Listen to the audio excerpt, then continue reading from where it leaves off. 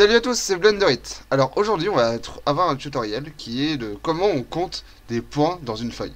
Pourquoi je demande ça? Parce qu'en fait on a une UE qui s'intitule 4C201 qui s'appelle du microscopique au macroscopique et le but c'est de calculer le nombre d'Avogadro.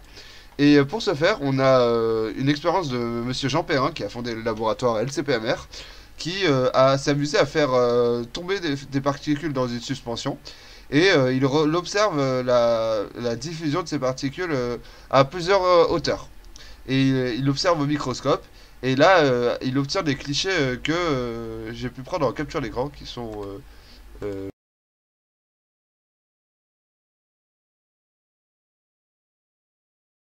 Alors, d'abord, vous téléchargez Blender et vous vous retrouvez sur cette page. Ensuite, vous cliquez à côté, vous cliquez ici, vous allez dans Movie Clip Editor. Et là, vous faites Open. Donc on va ouvrir l'image d'une capture d'écran du fichier PDF avec des points. Donc je vais prendre l'image 0. Donc 0 micromètre, c'est la hauteur minimale. Oui, c'est censé avoir le plus de particules. Ensuite, vous allez dans Detect Feature, vous cliquez ici. Et là, ça permet de détecter des points qui pourraient être des points ou tout ce qui pourrait être des points. Du coup, là, vous allez changer la distance. Donc on va mettre à environ 30. 20 et après on va diminuer petit à petit pour éviter que ça fasse bugger l'ordi.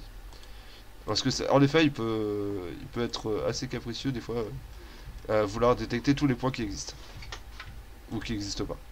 Donc en fait c'est pour éviter qu'il détecte les points deux fois, il faut mettre quand même une distance. Ensuite vous allez changer le threshold, donc le niveau de détection pour détecter les points gris. Donc vous allez le baisser, là vous pouvez le baisser vraiment à pas beaucoup. Donc là on est presque à 0. Et tout ce qui est gris le détecte comme des points. Voilà, du coup là vous avez tous les points qui sont possibles et imaginables sur cette feuille. Et en fait l'avantage de cette technique c'est que c'est très fiable.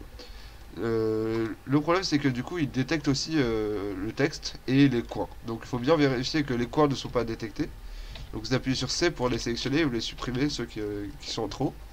Donc c'est juste les coins et aussi le texte. Et là, vous sélectionnez tout.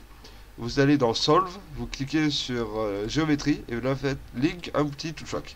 Et là, vous allez pouvoir compter le nombre d'objets qui a été créé sur la scène 3D. Donc là, si on passe en scène 3D, vous voyez qu'il s'est amusé à créer un plan avec tous les points qu'on a créés. Et donc là, il y en a 685. Donc là, on va noter tous ceux qu'on a comptés. Donc là, New, faites 685.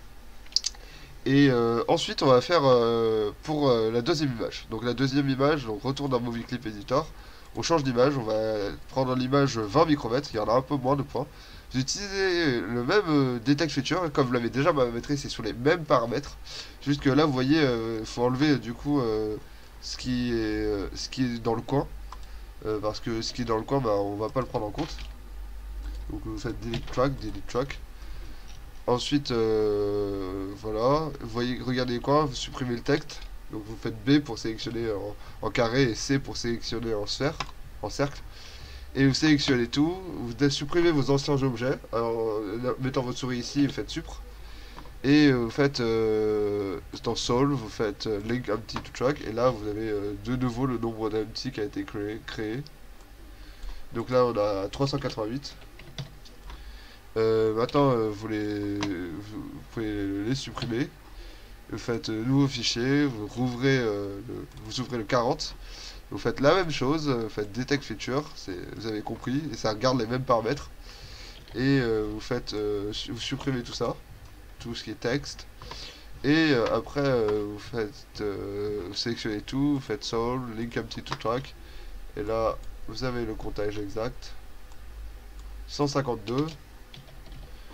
Et ensuite, vous allez dans le 60, faites la même chose en allant dans Detect Feature, supprimez les coins et tout ce qu'il faut, sélectionnez tout et vous supprimez bien vos anciens objets à chaque fois, n'oubliez pas.